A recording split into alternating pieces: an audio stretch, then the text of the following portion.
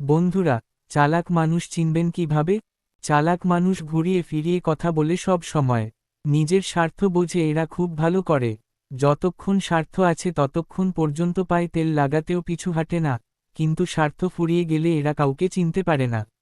সবার চোখে বাইরে থেকে নিজেদের বোকা অসহায় ছোট দেখালেও ভিতরে ভিতরে এরা প্রচুর চালাক স্বার্থবাদী হয়ে থাকে। মিষ্টি মিষ্টি কথা বলে নিজের কাজ অন্যের দ্বারা কিভাবে করানো যায় সেটা ভালোভাবেই জানে। এরা অন্যের বিশ্বাস জয় করে এবং তার সকল দুর্বলতা জেনে আঘাত করে। অন্যের সুনাম নিজে নিয়ে নিজের বদলাম অন্যের ঘাড়ে চাপাতে খুব পটু এরা। ভিতরে ভিতরে চালাক, অর্থাৎ বাইরে সে এমন ভাব দেখায় যেন সে ভাজা মাছটা উল্টে খেতে জানে না, অথচ সে যে পুরো মাছটাই গিলে খেতে পারবে। সেটা আমরা কেউ বুঝে উঠতে পারে না। বন্ধুরা, ভিডিওটি ভালো লাগলে লাইক, শেয়ার ও কমেন্ট করতে ভুলবেন না।